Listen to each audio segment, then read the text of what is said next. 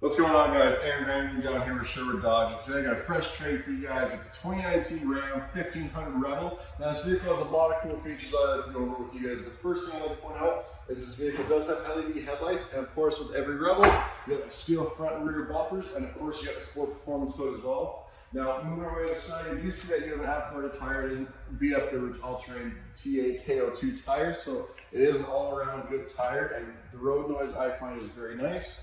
Moving to the side, you do have your blind spot detection that will go roughly about 40 feet back of your trailer.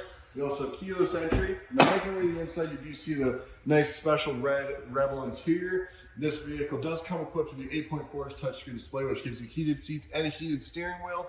Now, this vehicle does come with your tow package as well, and of course, your Uconnect 4 system with your Android Auto and Apple CarPlay.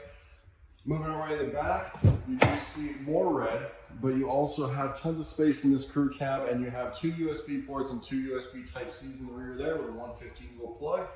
Now coming to the very back, you do see that we have a nice black badging with the rubber badging there. You have a nice backup camera, and of course your 7 and 4-pin wiring and your classified hitch receiver.